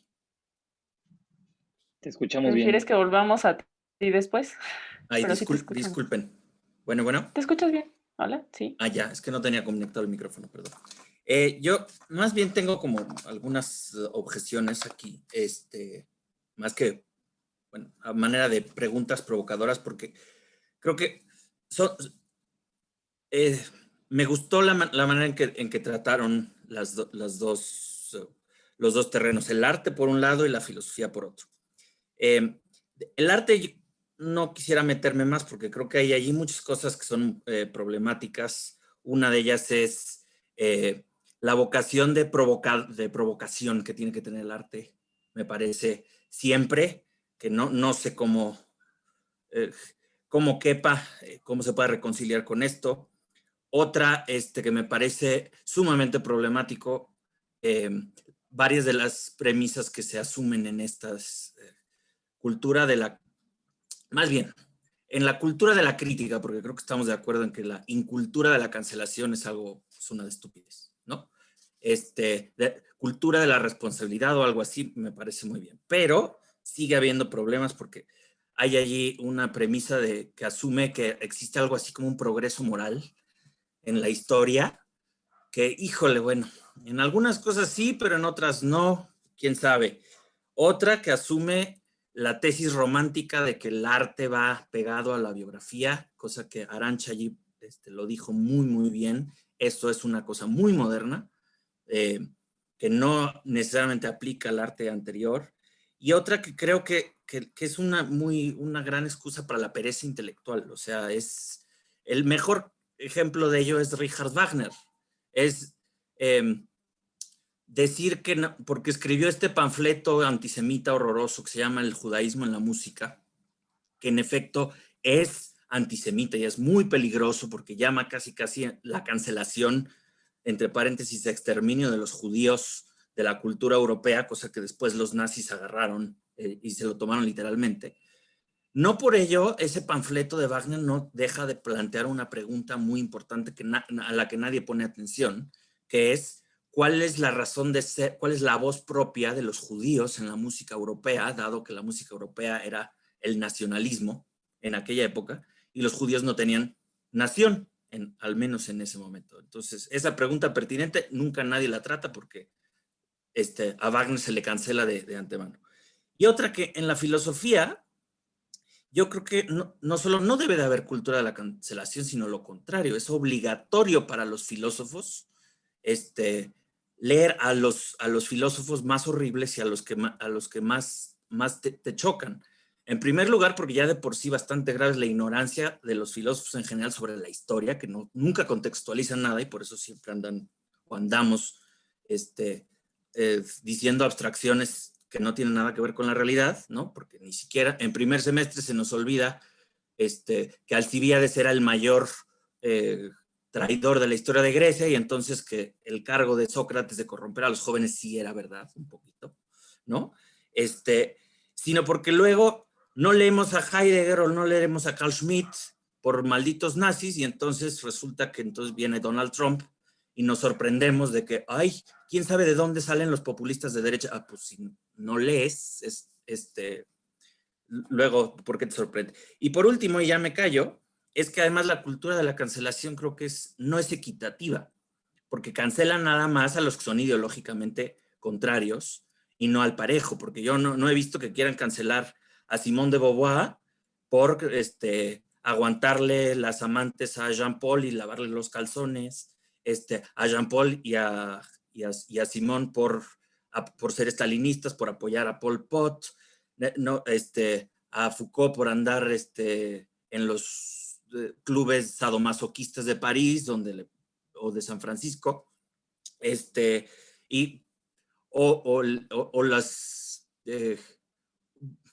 o lo peligroso de ciertas tradiciones críticas de izquierda y justicieras. Entonces, bueno, en fin, ya dije yo muchas cosas, ya provoqué, más como artista que como filósofo, pero bueno, allí cualquiera que quiera rebatirme o cancelarme, bienvenidos, gracias. Yo solo quiero decir una cosa. O sea, entiendo que las críticas vayan hacia mi postura porque es la que menos se adopta, pero yo tampoco veo a la gente cancelando a Simone de Beauvoir, o sea, a ver, por supuesto que no los están cancelando porque no les interesa cancelar a esas personas, les interesa cancelar a las personas de hoy y que conocen. Entonces son personas populares, básicamente. No estamos, o sea, nosotros como filósofos o nosotros como supuestos intelectuales, ¿no? Entre comillas que somos, decimos si se cancela o no a estas personas, pero a la gente que apoya la cultura de la cancelación, así tal cual como no como yo la propuse, sino como se ve hoy en día, pues obviamente no va a cancelar a esa gente, porque ni los conoce. Por supuesto que no. O sea, va a cancelar a una Lana del Rey, a un Kevin Spacey, porque están en la tele, porque están en los medios. O sea, yo creo que el problema más bien debe estar ahí, en qué hacemos con eso. ¿no? Dejemos, a ver, no quiero decir dejemos la filosofía a un lado por completo, pero dejémonos de cosas como muy elevadas y vayamos a la realidad. Por supuesto que la cultura de la cancelación tiene un montón de problemas, muchísimos lo tiene, pero también el hecho de que permitamos que un violador esté ahí y sea exaltado. Yo creo que, yo lo estoy diciendo desde el punto de vista de una mujer y me dirán, pues bueno, eso es solo un punto de vista, pero creo que todas las mujeres aquí estaríamos de acuerdo que no podemos aceptar un violador y no podemos aceptar a una persona que ningunea a las mujeres o que las hace menos o que las suprime o que ya sea hombre o mujer, como en su momento lo ha hecho Lana del Rey, ¿no? No podemos aceptar no ellos mismos y eliminarlos por personas, sino no podemos aceptar ideologías así y tenemos que hacerlo ver el hecho que ahí hay un problema. Creo que es eso la cultura de la cancelación. Por supuesto que tiene un montón de problemas y por supuesto que te vas a quejar de mi concepto de arte que es muy contemporáneo y un montón de cosas que vienen atrás de la idea del arte que sigue siendo una visión muy contemporánea. Pero yo creo que está bien señalar cuando algo no está bien porque si no perpetuamos ese tipo de acciones, de actitudes y de obras. Ese es el verdadero problema que tenemos que atacar. No sé, me emociona mucho porque de verdad me llega a mí el hecho de que podamos tener a alguien por encima de todos y considerarlo lo máximo, una persona que viola a otra. O sea, esto me parece, y yo creo que sí hay una mejora moral, te voy a decir por qué, porque hoy en día yo puedo votar, porque hoy en día yo puedo tener una cuenta de banco, porque hoy en día yo puedo salir a la calle y realizar actividades que en otros momentos no podía, yo como mujer. Y todas las mujeres de aquí estarán de acuerdo conmigo, ¿no? Entonces, creo que sí podemos señalar, creo que sí podemos hacer ese tipo de acciones. A lo mejor no a tal grado que no pueda expresarse esa persona. Al contrario, exprésate, defiéndete. ¿Qué vas a hacer al respecto? ¿Cuál va a ser tu actitud ahora? O sea, eso es lo que debería de estar pasando. Quizás la cultura de la cancelación, como yo la estoy presentando, es muy bonita y muy idealista, y lo que sea, pues de un ideal nos tenemos que agarrar. Yo creo que es eso. No sé qué consideran los demás, pero de verdad es que creo que sí hay que verlo desde esa perspectiva. Hay que tomar en cuenta, aunque sea una visión muy contemporánea, pero pues sí son parte de, y somos un ser complejo y todas esas complejidades son parte de nosotros. Y tenemos que... Bueno, yo quiero señalar algo brevemente, coincido con algunos elementos nuevamente de la postura de María, así como con muchos elementos más bien de los que sostuvo Gabriel.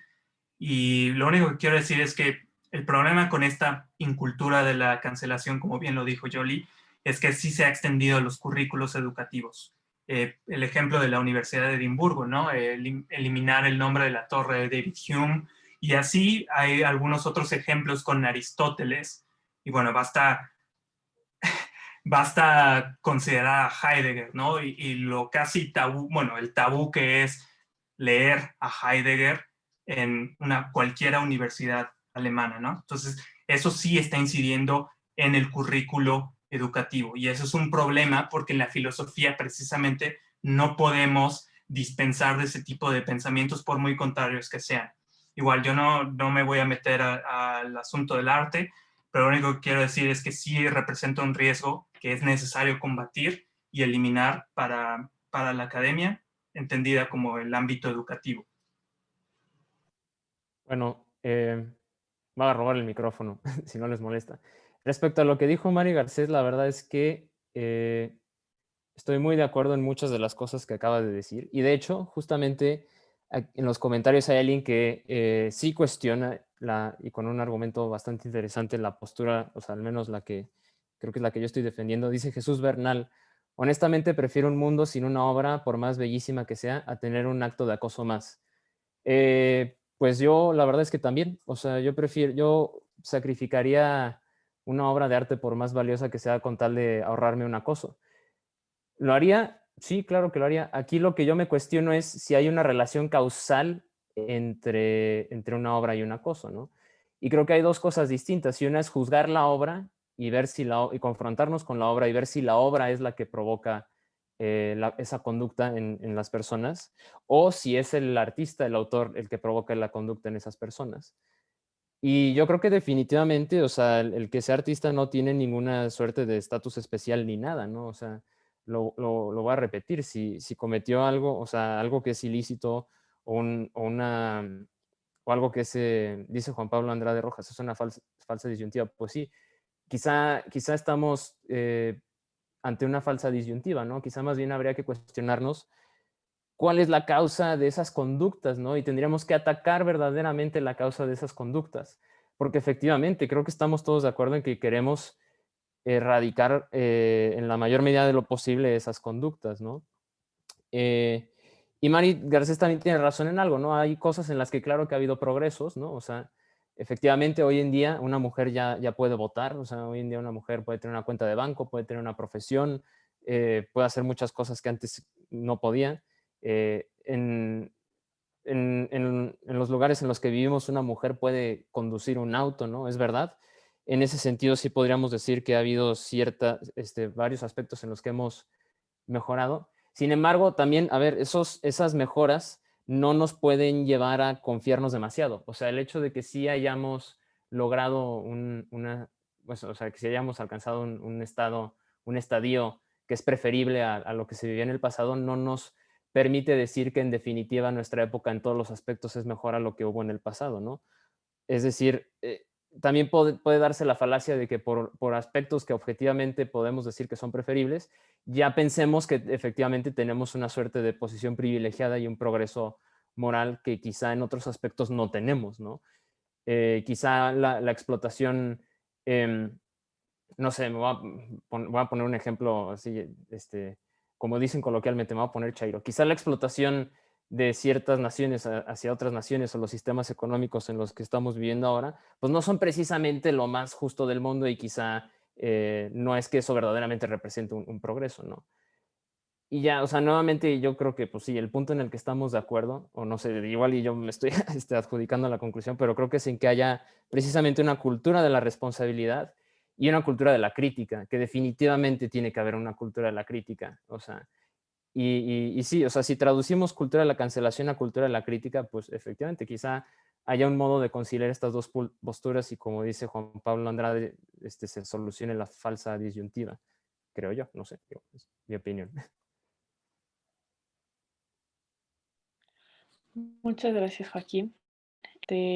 Gracias a los tres por haber contestado. Nada más, antes de seguir dando la palabra, quisiera hacer un pequeño paréntesis.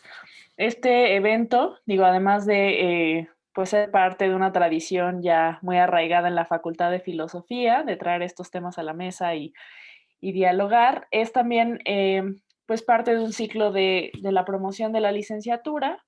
Entonces, por el chat vamos a pasarles links a aquellos chicos que estén interesados en estudiar filosofía para que puedan inscribirse a examen sin costo. Y pues bueno, antes de que me sigan censurando aquí por decir comerciales, quisiera darle la palabra al profesor Enrique Siqueiros porque desde hace rato quería levantar la palabra, pero pues ya tiene sus años y no sabe cómo levantar la mano en Zoom, entonces le daré la palabra yo. Qué violencia, gracias. Yo igual ya nos estamos acercando al final, pero solamente para reforzar algunos puntos y decir algo a favor de la cultura de la cancelación. Bueno, la cultura de cancelación es quitar simplemente apoyo a una obra y a un autor. O sea, tampoco hay que verlo tan grande, ¿no? No es censura gubernamental con coacción judicial. ¿Por qué esto me parece relevante? Porque cancelar, y ya lo dijeron muy bien, ya lo dijo Mari, es revisar y revalorar el presente y el pasado con nuestros estándares que sí tienen un progreso moral clarísimo y que es un triunfo sobre todo del mundo occidental, también del mundo oriental. Y yo lo que veo es que estas tecnologías nos están dando el poder y sobre todo algo que era muy difícil, el poder al consumidor, el poder al ciudadano de a pie. ¿De qué? De que puede unirse y de que puede empujar cambios y de que puede cambiar también la historia. Puede presionar a los individuos para que sean menos agresivos, para que los que tenemos algún puesto de poder temamos a las personas que están subordinadas a nosotros, para que el fuerte tema al débil, para que eso, quien tenga el poder lo use con cuidado, dicho rápido. Y nada más quiero poner un problema a los filósofos. No está bien que revisemos y revaloremos qué tanto en las currículas que ahorita mencionó Uriel, debemos dejarle de leer tanto a unos autores y meter otros. Eso también te hace la cultura de la cancelación. ¿Por qué estamos leyendo tanto de Platón y Aristóteles si además de que chocan con nuestros principios morales, nosotros ni siquiera, y hablo de 99.9% de los filósofos mexicanos no podemos filosofar como ellos, porque vivimos en una realidad completamente distinta. Para empezar, no tenemos esclavos. Entonces, la idea de la filosofía como nos la presenta Platón y Aristóteles es imposible, para decirlo rápido, para un filósofo mexicano. Es imposible. Nosotros no tenemos ese esjolé que te daba una sociedad de esclavistas como la griega, que nosotros la vemos con muchísima nostalgia, pero la mitad de la población en la Grecia antigua, sobre todo en Atenas, eran esclavos, y por eso se permitió la filosofía como la de Platón y Aristóteles. Entonces, ¿por qué esta cultura de la cancelación nos puede ayudar a ver la currícula y agregar mejor a estudiar más a los sofistas? Esa gente se ganaba el pan con el sudor de su frente, esa gente era demócrata, quería que la gente tuviera movilidad social. Esa idea de que la gente escale, y que a Platón le enojaba muchísimo, de que pudiera tener una mejor vida, pues esos eran los sofistas. Entonces, ¿por qué no revalorar y meter más en la currícula a estos filósofos que también eran los sofistas, que se parecen más al filósofo mexicano que tiene que trabajar para poder filosofar? Y también, por supuesto, meter a la currícula mucho más mujeres. Pero si la currícula ya está llena de estos autores que además filosofan de una manera en la que nosotros no podemos, pues no va a haber estos cambios. Entonces yo estoy a favor, al menos en alguna medida, por supuesto, hay que matizar, pero de este poder ciudadano que tenemos de unirnos y presionar cambios sociales. Perdón por igual robar el micrófono así, pero quiero decir algunas cosas. Coincido con algunos de los puntos que mencionas, Enrique. Sin embargo, difiero en un punto muy fundamental, que esta idea de cultura de cancelación que sostienes, y te lo dice un idealista, parece más bien un castillo en el aire, que no es lo que vemos realmente. La cultura o incultura de la cancelación que vemos cotidianamente no se asemeja a las descripciones que das. Y por supuesto que yo estoy de acuerdo, hay que evaluar el currículo y hay que introducir a otros filósofos y filósofos, filósofas y filósofos que antes quizá no se estudiaban con el mismo detenimiento. Con eso coincido. Pero no por ello es necesario eliminar a otros filósofos. Es decir, es compatible introducir sin quitar. Quizás eso es mi hegeliano interno, pero creo que eso es un aspecto fundamental que tiene que decirse. Y también, por otro lado, bueno, a ver, ¿qué sería la crítica que hace Marx sin haber leído a Platón? A quien a veces también señalaba como el padre de la tiranía. Y es Marx, ¿no? A veces, que pongo precisamente el ejemplo de Marx porque es a veces uno de los filósofos más ocurridos para justo sostener a veces esta idea de cancelación. Pero hombre, a ver, Marx tuvo que también fumarse a Platón y tuvo que leerse a Aristóteles y además hizo su tesis en los atomistas. Entonces es necesario confrontarnos con estas ideas que también son contrarias a nuestros pareceres, creencias, prejuicios y demás. Bien.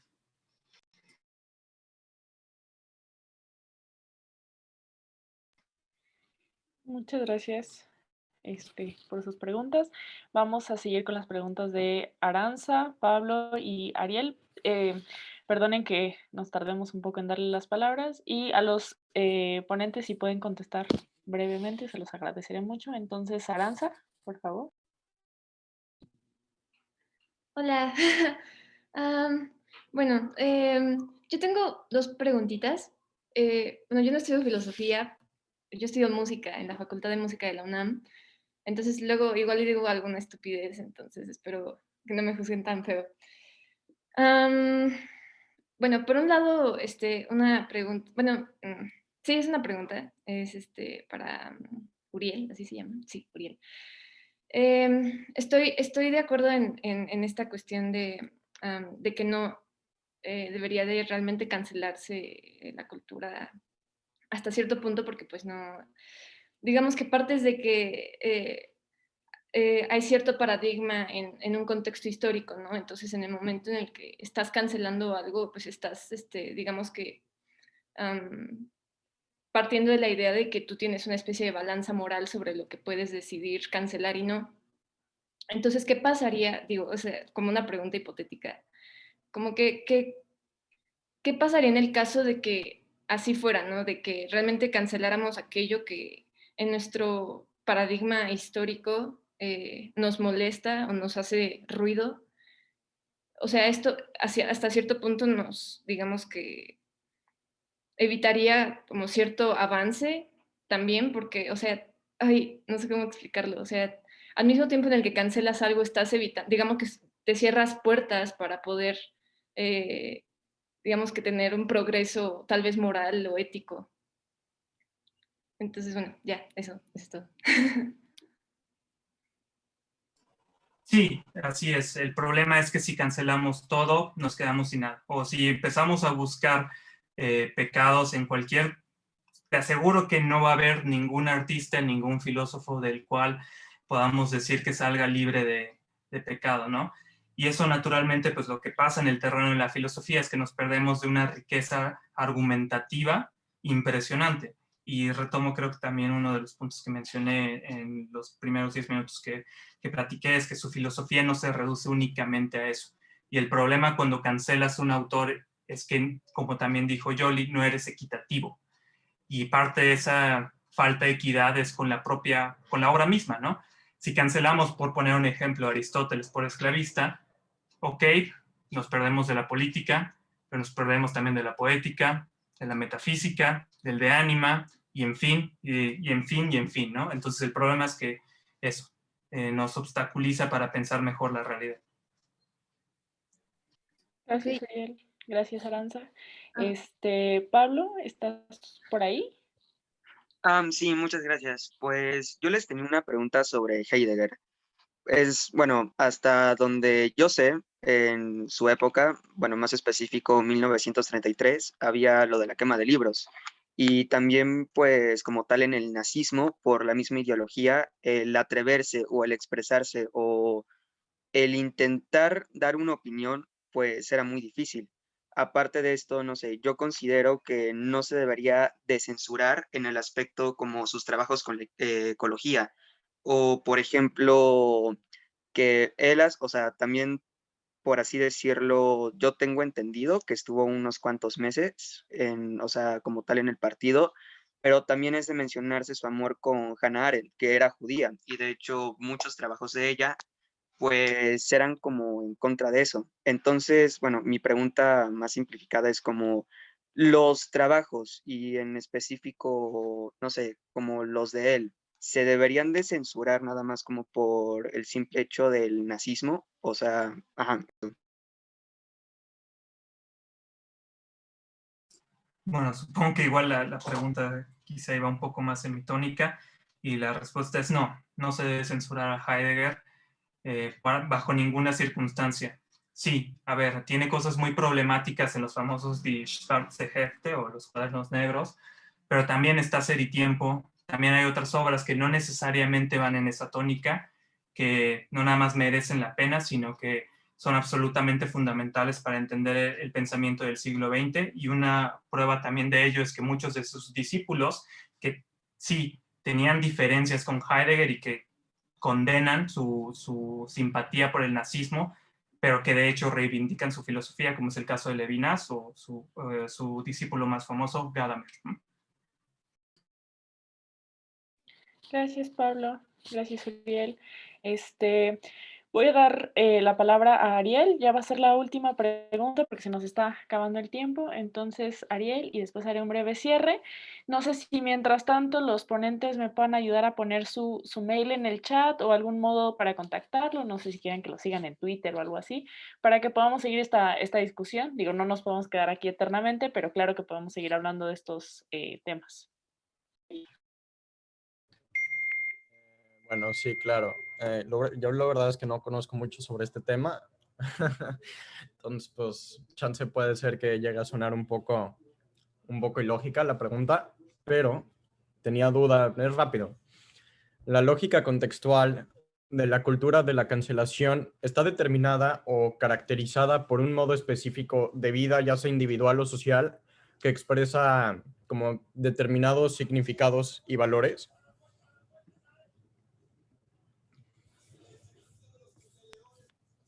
No. No sé si alguien quería contestar, pero no realmente. Es un montón de gente de distintas formas de pensar que decide que debe cancelarse y que no. Ok. No sé si... O sea, para Uriel. para que entendamos, nada más cierro con esto rápido, para que entendamos qué es la cultura de la cancelación, no es que sea un movimiento de gente en específico, como digamos, no sé, el feminismo, por poner un ejemplo, ¿no? Entonces, no, en realidad no es eso, es simplemente gente que tiene un poco de tiempo en su agenda para ver redes sociales y decidir, oye, a mí me cae mal o yo no creo que esto debería de ser aceptable en la sociedad hoy en día. Pues somos todos, somos nosotros. Y yo, pues agregando eso, perdón que me meto así brutalmente, creo que por eso precisamente es más bien hablar de una cultura de la responsabilidad y la crítica. Sí, pues sí, es eso. Oigan, pues muchas gracias a todos. Muchas gracias María, Uriel y Joaquín por estar aquí. Muchas gracias a todos los participantes, a todos por los espectadores que nos acompañan hasta acá, ¿no? Y por quedarse incluso más tiempo para discutir de estos temas.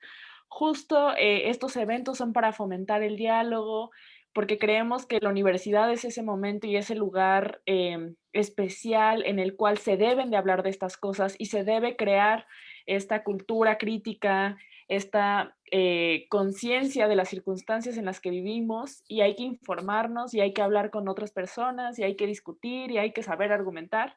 Y pues justo nosotros queremos abrir estos espacios al público para invitarlos a informarse de estos temas, para invitarlos a discutir, a pelearse con la gente, ¿no? A que hablan, a que discuten, a que haya pues diversidad de opiniones y que sepamos justo ser tolerantes y pues ser críticos. Entonces, queremos agradecerles en nombre de la Facultad de Filosofía por habernos acompañado. Ya los ponentes nos hicieron favor de poner un modo de contactarlos. Entonces, los que gusten escribirles, hacerles más preguntas, o los que gusten dirigirse al profesor Enrique Siqueiros o a mí, pues también son más que bienvenidos, por supuesto. Preguntas que tengan que ver con esta plática o con filosofía en general, pues más que bienvenidos y pues muchas gracias a todos. Mil gracias a los ponentes, estuvieron bien chidos. No, hombre, gracias a Y es un ustedes. placer siempre verlos. Igualmente, me divertí Perdón, muchísimo. Bernardo. Gracias por la invitación. Muchas gracias a todos. Perdón, Bernardo, que no te pudimos dar la voz. Gracias a Sofía por conducir el evento, a Kerstin que nos acompañó y pues qué chido. Nos vemos en el siguiente para discutir. Joaquín, Mari, Uriel, qué placer tenerlos aquí. Hasta luego. Bye bye.